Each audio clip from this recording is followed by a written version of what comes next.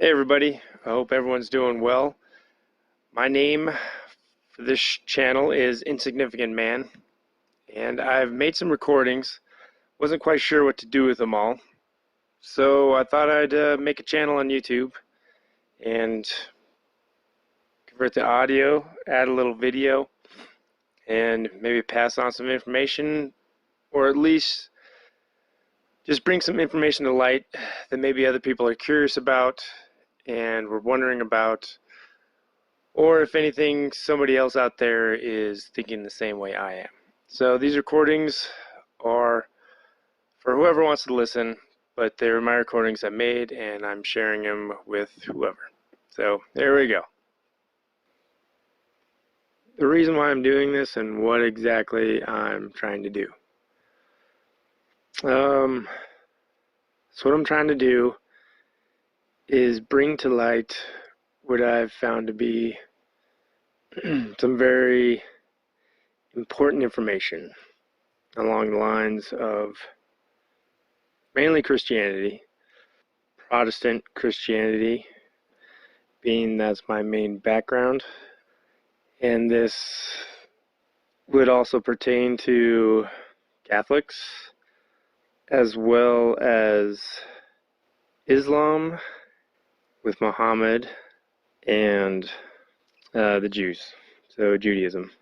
I don't know if anybody's heard, but there is a new manuscript or gospel of Emmanuel, Jesus. It's called the Talmud of Jmmanuel. And what's interesting about this is they stick with Emmanuel, which was his given name, prophesied about in the Old Testament, given to him by Joseph and Mary. Jesus Christ was not attributed to him, Emmanuel, until later with Paul and the Romans. So Jesus Christ means anointed one. And that's kind of where the biggest issue begins. So from his birth, at his birth, and prophesied, his name has been Emmanuel. So how did that all come to be? And what's the big deal? Like, what's going on? What am I talking about? This version of the gospel is taken from Judas Iscariot. Everybody, as soon as they hear that name, they associate traitor, 30 pieces of silver, hung himself from a tree. And everybody knows this. Well, the reason I'm talking now is, what if that wasn't true? What if that wasn't the case? And you might be thinking, this is on a very narrow line. I'm just going to be attacking the Bible and Jesus. And that couldn't be further from the truth. The truth is, there's a great awakening going on. And I don't know if anybody else is listening to this is understanding what I'm talking about. But you always remember hearing stories about previous great awakenings. Like the sermon that was preached, was it 1700s, 1600s, Sinners in the Hands of an Angry God. That sparked a revival and is to be considered a huge point of great awakening, especially for the Protestant movement. So, and hopefully, as everybody knows, the difference between Protestants and Catholics, there was no difference until Martin Luther and the 95 Thesis stapled to the door. So Martin Luther paved the way for other evangelists, I guess you would say, like John Calvin, but also St. Augustine. So, and what a lot of people would refer to them as the Reformers. So what popped up originally was Arminianists, and Reformers came from the study of Arminianism. And so within the Protestant movement, there is another divide. So Sinners in the Hands of the Angry God was from the point of view of Reformed theology, and is considered a great awakening. There has been nothing like it to date that has been considered a great awakening until now. And if you look at the news, you see what's going on, hopefully you know what I'm talking about. Especially with President Trump, people are becoming awake and alive to truth and lies. And if you're a student of the book of Revelation, Apostle John, he goes through a lot of details of what's going to happen in those end days, as well as, I believe it's Matthew chapter 24. It's like a miniature version of a peek into the future that Emmanuel gives. So, whether you believe me or not, I knew something was going on as soon as President Trump was elected president, because nothing had ever gone that way in a positive direction for people of our country who are devoted patriots and truly believe in the Constitution and truly believe in a creator, in a God who created us, and in the one we call Jesus. Everybody else seems to be against it and up to nefarious means to satisfy greed and power. So what is happening is we've been told from the book of Revelation that there is a horrible future ahead. What little we've gained in understanding of timelines, nothing is ever set. The energies of the universe are always ebbing and flowing in a certain direction, and they're always stronger in a direction of the majority. So when I mean majority of a societal consciousness, I mean every human being on Earth. And whether human beings want to believe it or not, we are all connected energetically, mentally, and we are stronger together than we are separate. So individually, we have a certain power within us, especially with what we call the Holy Spirit, and the Creator, who is, if you believe in a Creator, we understand to be infinite. There's always been a huge fear of the end days or Armageddon.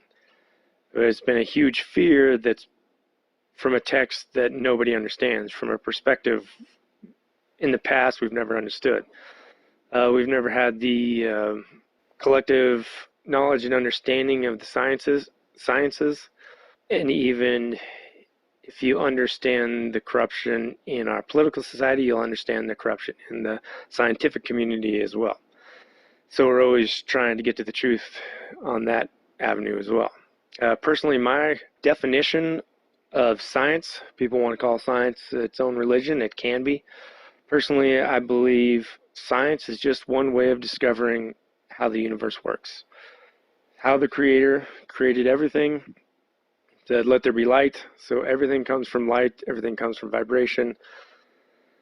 Now the sciences are finally starting to catch up with our understanding of frequencies, vibration, light, and energy. Have Tesla to thank for that, and the scientists who have taken up the mantle since him. Time and space, getting back to this. Can you change the future? Is prophecy set in stone? Depends the purpose of that prophecy. Prophecy can be, and the energy that goes with it. So you have a prophecy that comes out that says there will be a savior. You'll call him Emmanuel in the future, and the Jewish people are set on this. They focus on this, and the more you focus and the more people that focus, energy is created, and the timelines flow that way. And if you give a prophecy of death, destruction, and total gloom, people fear it and want anything but that future to happen. But it depends on everybody coming together, uniting, and which direction are you going to go? You're going to go to the direction of light or dark, so positive or negative. Love for others first, or love yourself first. So I believe 2012, it's funny because the Mayan calendar, everybody had their opinions on that and what actually happened. But all the research I've been doing the last couple of years, and I'm no researcher, I just read and I follow wherever the path leads. So if someone mentions a book, I look that book up, I read that book. Whatever books are mentioned in that book, I read those books, and then so on and so on. So just what I've read in the last 4 years, probably 4 years now, since right before the elections, there's definitely an event that happened in 2012. And in my opinion, this was the beginning of a great awakening. And if you think about it, you read the book of Revelation, you got to ask yourself, well, won't people living at that time understand what's going on when they're in it? And my question is, if you were in a prophecy, would you know it? If you knew that you were in the days of Jesus and you saw this man, Emmanuel, going around doing miracles, would you believe it's him? Would you, if you were a Jew, if you were a Pharisee, if you were a Sadducee, and you're waiting for this Messiah, and this man is performing all these miracles, which fits the prophecies to a T, everything that was prophesied about from the Old Testament, and you're a student of the Old Testament, would you realize that you were in the days of a prophecy? So, in other words, a prophecy is being fulfilled at the time when you were alive. Would you realize it? So, would the people of the end times realize that they are living in the days of the end times? Then it goes into free will. How do you preserve free will? And why are the prophecies always so cryptic? Well, to preserve free will, you have to keep them cryptic.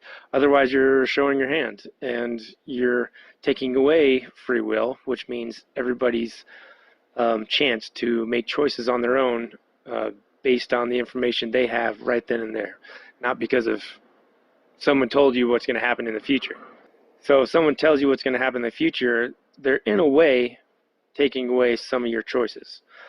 So that's taking away some of your free will.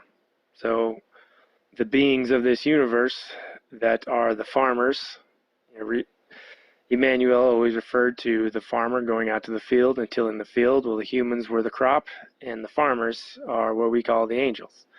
So how do they let us grow with preserving free will at the same time? Well, they do everything's cryptic. So, which means if you are alive during the days of a prophecy being fulfilled, you should be able to look at that prophecy and look backwards and be able to fill in all the missing pieces, and the puzzle is complete. So right then and there, there's no breach of free will, but yes, you have confirmation that everything in the past is lined up, and you know you are in those days, and it's time to get serious or whatever's needed. So would you realize that? Well, first of all, you have to believe it is and believe what you're seeing. So it comes down to truth. So what is the truth? The truth about everything these days seems to have been hidden. I'd say the big dividing line would be World War II, where secrecy snuck into our government, on behalf of the Rothschilds, coming in and developing our national security laws, also taking in the German scientists and all their perspectives and point of views, putting up the head of these corporations for pharmaceutical companies and NASA and scientific research, Warner von Braun and the likes. So what do we know is true is up to us to look for it. We really have to try hard these days because you cannot trust the mainstream media. And if you're still watching CNN, reading the Washington Post, the New York Times, if you're watching MSNBC, all these mainstream media corporations they're all owned by 5 individuals. So, and they're being told what to say verbatim. I don't have to convince you of this. All you have to do is look up qmap.pub, the letter Q, M-A-P, .pub, P-U-B, for public domain. So qmap.pub, that is QAnon, that's where he posts securely and anonymously. No one knows exactly who he is. By my calculations and research and what I've heard word of mouth by people that are in the know and have a direct link to the people that are facilitating this, it is the military intelligence. And they had a change of heart, by my understanding, 2012. So again, what happened in 2012, the end of the Mayan calendar, and lo and behold, what did they start seeing on satellites? Giant objects coming out of the sun. So you look at these objects, they have photographs of them. They're coming out of the sun. They're perfectly round spheres, ranging in 3 different sizes. Some the size of Neptune, some the size of Jupiter, and some the size of the moon. So yes, Jupiter. There are objects, perfectly round spherical objects the size of Jupiter, coming out of the sun. And then they moved. And then they cloaked, disappeared, moved on out of sight. Well, one of these, and it was quite a few, I would say, within the hundreds. They just kept coming and coming and coming right out of our sun. And when you study the sun, if you really dig deep into that research, there's a lot to be said about the sun that we're being lied to about as well.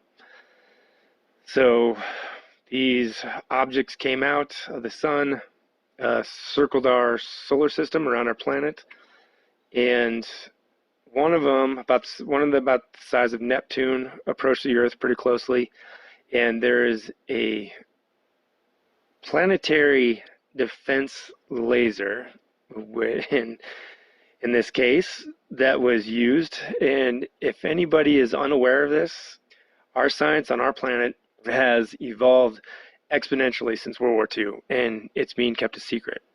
So no one knows. So there is a base in Australia where the cannon fires from, and the targeting system is in Africa. So that's for the southern hemisphere as far as I understand. So you'd have to have a cannon or laser to be able to protect both hemispheres, north and south, and to be able to target globally all the way around circumference. This is not a flat Earth, but this is a round Earth, spherical Earth. So you target from Africa and you shoot from Australia. Well, NASA just happened to catch this on their cameras, and they actually it actually got published. Their explanation was something completely ridiculous. I can't remember what it was right now, but it was comical. As soon as you heard it, you're like, what?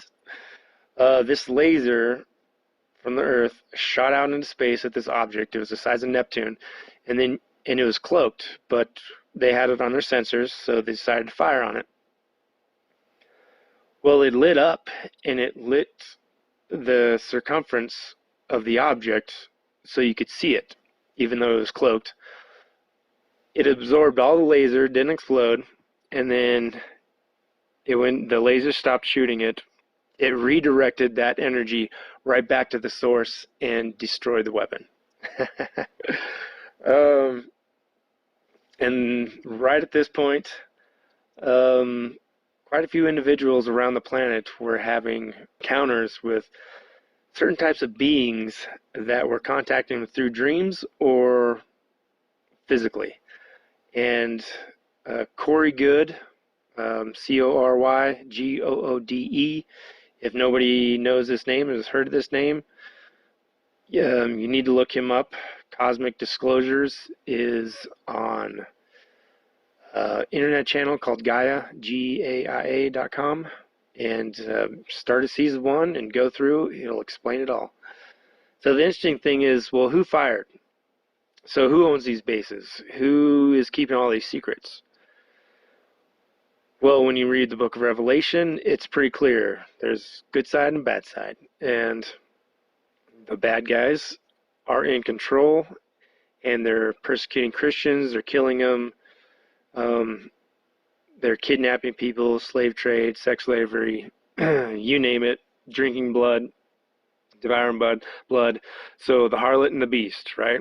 And there's the dragon that pursues the young child, and for a time he is given safety under the wings of an eagle until he can take the woman to a land far away, and then the dragon turns his attention elsewhere for a time. Well, who is this dragon who is, told it'll be the mark of the beast? It is also the makeup of a man, so 666. Well, what we do know is the mark of a man, 666. Every human, carbon-based human, is 6 protons, 6 electrons, and 6 neutrons. So 666, that's the makeup of a man. So the beast has been given the same number, 666. What exactly it means, I don't know. But if you look at history, certain secret institutions have taken on that number.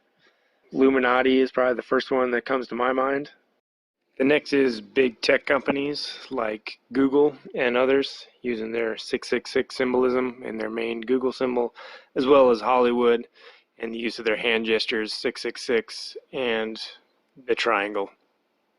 What exactly means, I don't know, but if you look at history, certain secret institutions have taken on that number. Illuminati is probably the first one that comes to my mind. We start hearing about it, but the book of Revelation talks about Babylon. So it'll be a new Babylon, and when you read back to the day, that's when the Jews were conquered by the Babylonians and put into captivity for 70 years, something like that. So it stems back a long ways. Well, who are these people? Where do they come from? They've been here the whole time. What we never knew is they claim they come from a different bloodline, and we do know for a fact that there are different bloodlines in the human races, and the Bible does talk about those. So you follow those bloodlines.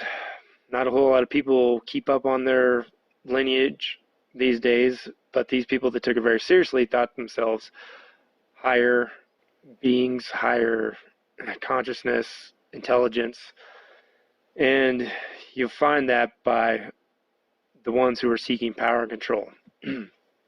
So you go through the spread of Europe and the formation of the different countries, the monarchies. Rome was sacked. The Library of Alexandria was sacked and burned.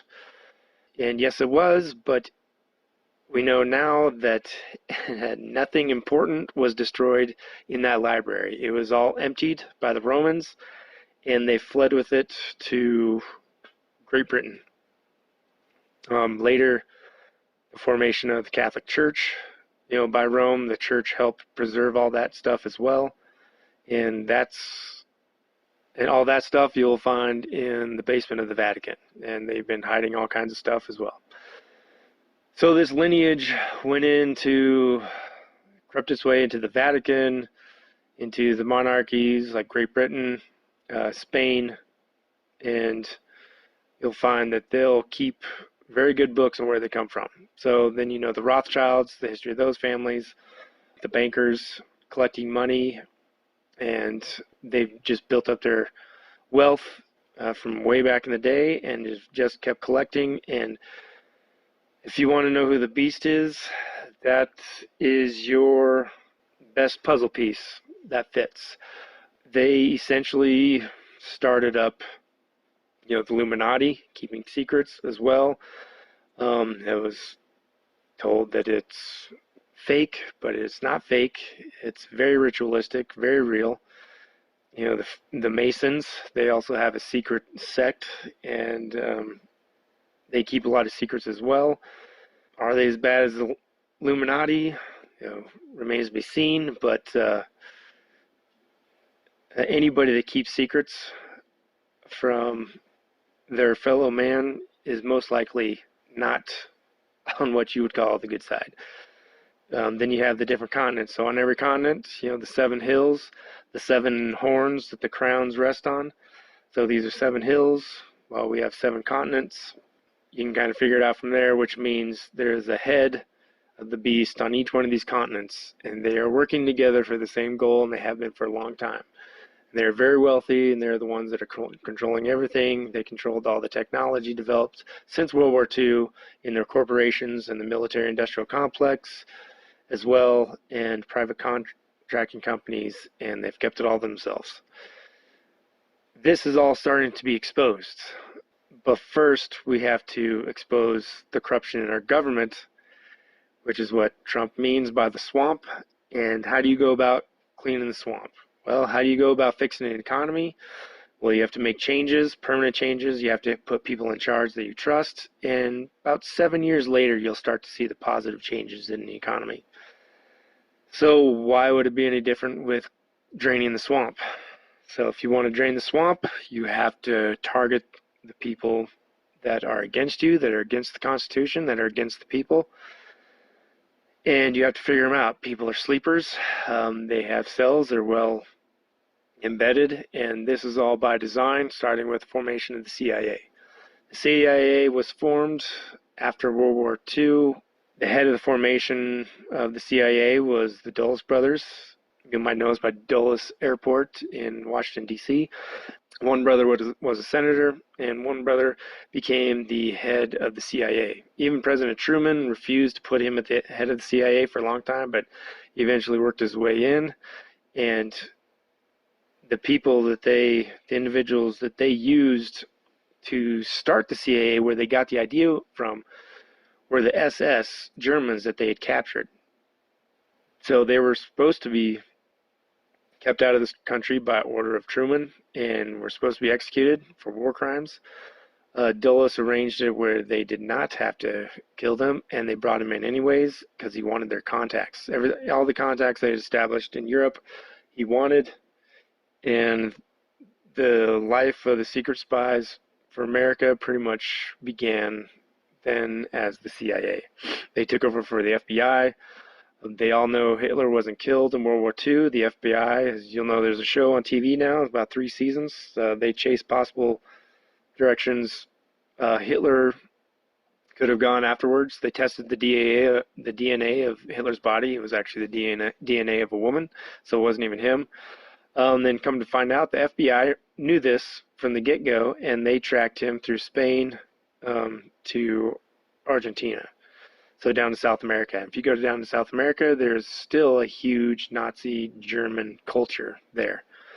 So that was one of the first secrets that started, and how developed their technology was in Germany. So all this is starting to come out. If you looked for any of this stuff in the 90s, you would not have been able to find it. If you looked for any of this stuff before 2010, you would not have been able to find it. You had just heard of a few stories where someone tried to come out and speak about it, and then all of a sudden they mysteriously died or disappeared. And that's all you heard. Well, 2012, things started to change. So you got to ask yourself why. What's the change? What brought on this change? Well, there's a great awakening going on. And there is a positive movement among the leaders of this planet who, for whatever reason, had a change of heart.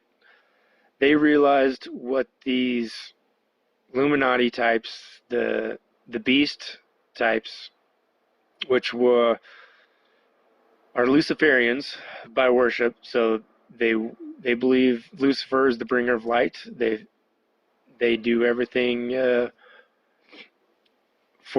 in his name, because they believe he is the one that brought us knowledge. Therefore, he deserves all the praise and not the one we call God. So they are Luciferians. They have human sacrifices. They drink blood.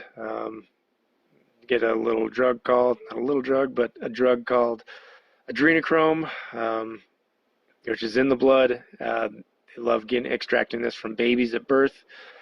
Fear creates it, and they love the fear because it creates the spike of adrenaline and other chemicals in the human body. And then they drink it, and it's for anti-aging and a little trip along the way, as far as I understand. So these are the people that some of these leaders of our nations realized the direction that they were taking this planet.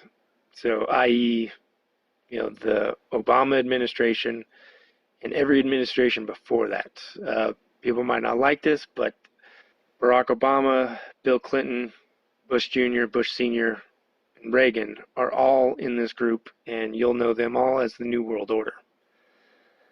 They've all been meeting together for years. It's all been a plan for years. Maybe one thing that didn't go according to plan was Bush Sr. didn't get reelected. So Clinton took office sooner than he was expecting to.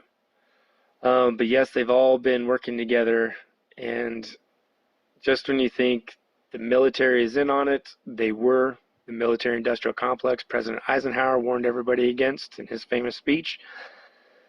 They had a change of heart for some reason, and they formed what they call the Alliance, so our planetary alliance, the Earth Alliance. But it wasn't easy. They've been slowly planning things legally for years, and since they're the military, they could also plan a coup as well. But to have a change of heart, to be opposite of what we are now calling the Cabal, or referred to in Book of Revelation as the dragon and the beast, they had a change of heart. So secretly, they had to pretty much two-facing, working for the Cabal, doing what they wanted, and at the same time meeting behind their back and trying to figure out how to stop this. So one of their legal ways of stopping this was to get President Trump, or to get Donald Trump to run for president. Because of all the rich families all across the world, they did a background on all of them. He was the best candidate because he came from the world of the wealthy and the rich. He knows them. He didn't have a pedophile background. He doesn't have a Luciferian worshiping background. He's wealthy. He's human. He's got his own mistakes. But when they approached him, he said yes. And thank goodness for that, because as you can see, things are working out great. So since then, since the election, a lot of things are becoming exposed. They're coming to light, and they're being shown to be true or false with solid evidence, not just because the news told you so. So look what's happening to the mainstream media. They're going downhill. They have no weight behind any of their words because they're all liars, and everybody knows this. And you can see that by the elections coming up. Well, some of the other things that are coming to light as well are books such as The Law of One, The Raw Materials. If no one has heard of this book, it is one of the more amazing books I've ever read. And it's not even a book, it's not an author, it's just transcriptions from channeling sessions from this group of 3 people back in 79 to 83. So they, this girl was pretty sensitive as a channel, and she was picking up other beings, and they were talking through her, and they just happened to come across a being called Ra, R-A. And you guys might recognize that from Egyptian times, and you're exactly right. But they go into great detail on why they're associated with Egyptians of our history, and detail the pyramids and everything. I bring that up to tell you those channeling sessions from 79 to 83 verify to the word what is coming out in this new version of the gospel by Judas Iscariot called the Talmud of Jmmanuel. Do your own research. Definitely look into it. Read. Seek and find. Go out and look for the truth. Truth is getting exposed everywhere we look these days. Things are getting cleaned up in our government. Things are getting cleaned up on the news. The alternative news sources on YouTube are doing a great job. You have channels like Space Shot 76. You have channels like Red Pill 78. Individuals on Twitter like Methods, Hulkinator. Great names, I know. Individual named Sean from SGT Report. Doing great jobs, doing great jobs. They'll have some unique interviews with certain individuals, and the most unique one that jumped out to me recently was one with Red Pill 78. He had an interview with an individual, I can't recall his name right now, but he's the one that talked about the Talmud of Jmmanuel. I bought this book, and if it's true, it is amazing, because this book, back in the 1960s, this individual was looking for the actual tomb of Jesus. So the actual tomb of Emmanuel, because the one you go to now is not the correct tomb. That was not the tomb purchased by Joseph of Arimathea. Yeah, they found it, and when they were going through the cave, they found under some stones some jars with some writings in it. So the individual that found it, he was working for somebody at the time. They were doing excavations. He started translating it because he thought it was interesting. It was written in Arabic, which, as everybody knows, Greek took over as the main language during, after Alexander the Great, and all the Gospels of the Bible were written in Greek. So we have to translate from Greek to another language, which happened to be, I believe, Latin, and then from Latin came the printing press with Martin Luther, and it got translated into English with the new King James version. And then you also have other splits, the people that study the different types of Bibles and which Bible is the best one to read from. It's all kind of a lame argument, if you ask me, because they're all flawed to begin with. Flawed in a way you might not want to believe. So ask yourself, if you lived during the time of Jesus, would you be just like the Pharisees and Sadducees? Because you're educated, you know the Bible, you're very devoted to defending it, but yet this individual called Emmanuel comes preaching something different. Well, would you be able to recognize the difference as the truth? So pretty much what I'm trying to do now is get people thinking, would you know the truth if it was right in front of you? So all the biases we've had because of how we've grown up with religion, Christianity, Catholicism, Mormonism, Islam, Judaism, you name it. Would we be able to listen to something putting all that history of our religious past behind us, even atheism, would you be able to put that aside to listen to this objectively and see the proof, the evidence to verify its validity? So like I said, it was written in Arabic, which is a very accurate language, and it was translated directly to English and then later to German. So it talks about it in the beginning of this, in the book, on the history. The individual that found it, once he started translating it from Arabic, he was so scared about what he found. To complete the translation, he actually quit his job working for that company, and he took his whole family up and left, translated it in secret. So once he translated it all the way through, he was even more scared, and rightfully so. He sat on it for like 15 years, so somewhere in the mid-70s, he finally found someone he could trust, and it was a professor in Germany. And he got with him, and they translated it to German, and then they started brainstorming on how do they start exposing this to the public, to the world, because if this is true, it needs to be verified. And not only does it increase its accuracy because it's originally written in Arabic directly to English, it also missed out on the whole time from the crucifixion of Emmanuel all the way through the Catholic Church and all the distortions put into the Bible, written into the Gospels and the New Testament and the books that were taken out, like the Book of Enoch, which if you guys have never looked up the Book of Enoch and read it, It's amazing, very powerful. This also verifies the Talmud of Jmmanuel.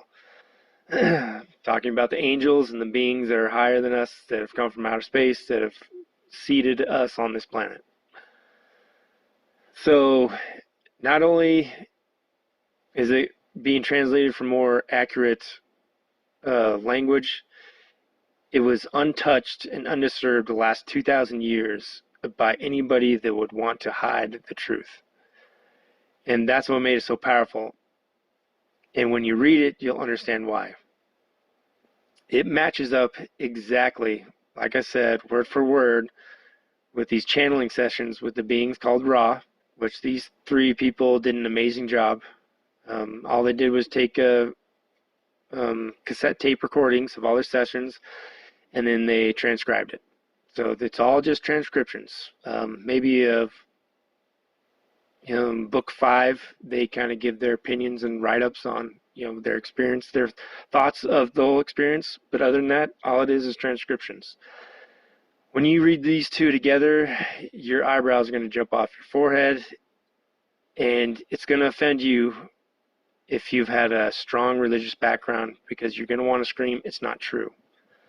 Well, like I said, are you going to be a Pharisee? Are you going to be a Sadducee? Are you going to be one of those people that's so blind to the truth because you've bought into something that you thought was already true, and you want to defend the truth, but you finally realize that you've been defending a half-truth? Perfect examples. What I mean by half-truth is Judas Iscariot himself.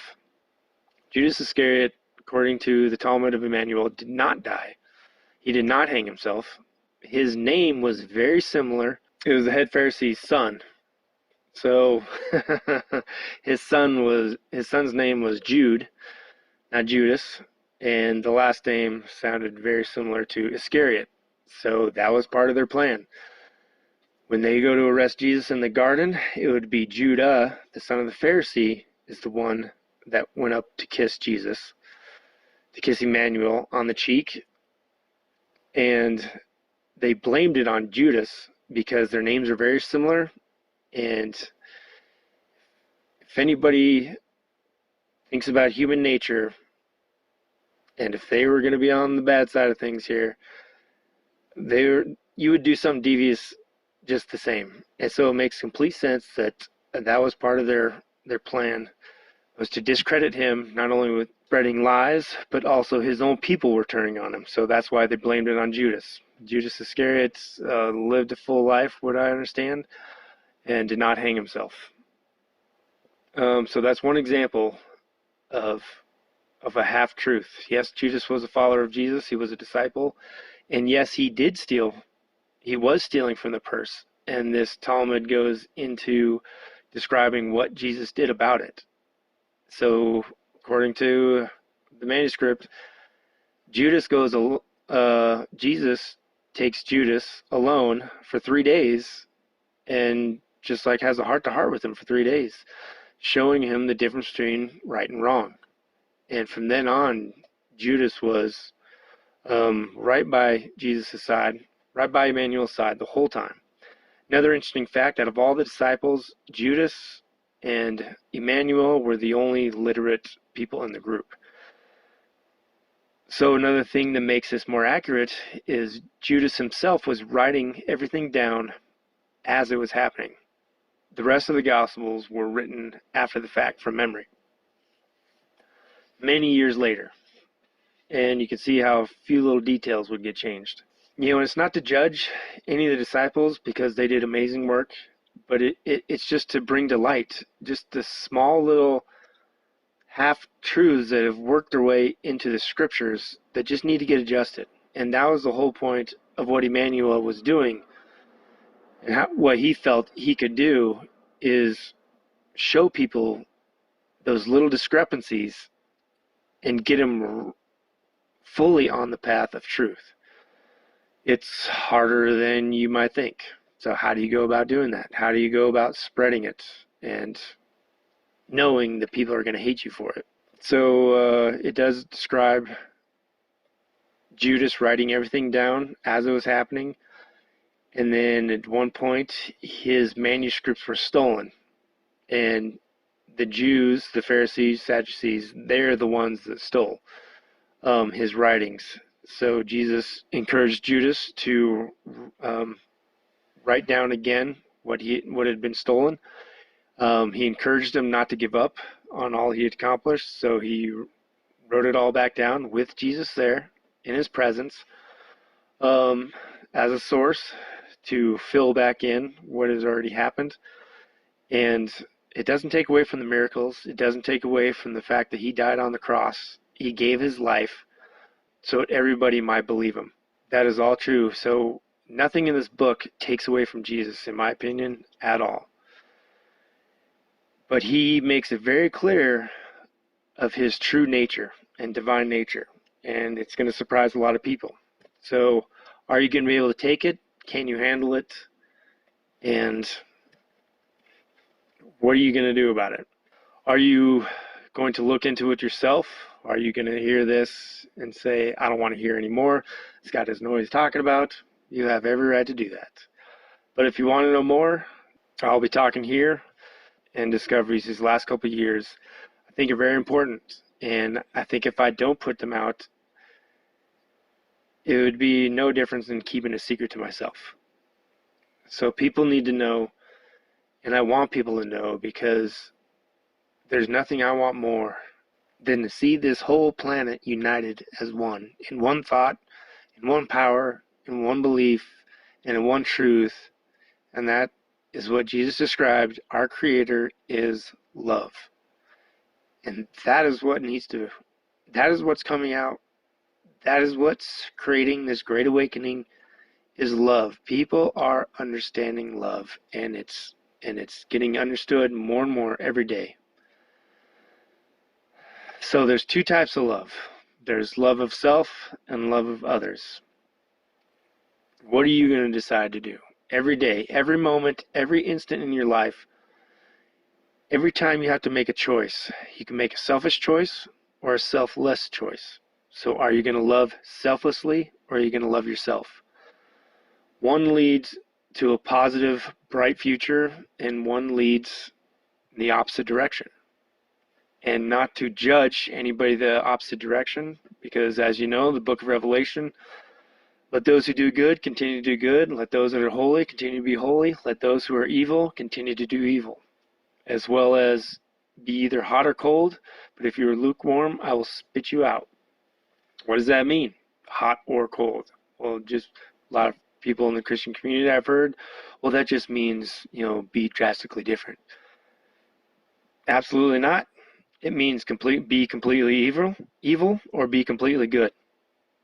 If you are in the middle, you are not choosing a polarity. You are not going up the scale one direction or the other. The only way to move on to the next step in evolution and spiritual evolution and life in this creation is to pick the light or pick the dark. The Creator provides his light equally for both sides. And the amazing thing is, the Creator is love, and from that love came light. And Jesus, Emmanuel, is exactly who he said he was. He is one with the Father, and the amazing thing is, we are too, because we are all one. We are all one in the same creation. We are all part of the same creation, made by the same Creator, who is the source of love and the source of light. So from love came light, from light came all matter. And he's created everything around us. So just something to think about to get things started. And I can't wait for future talks. So I am an insignificant man. This is just my thoughts, but I just want to get it out. And hope everybody has a great day. Till next time. Bye.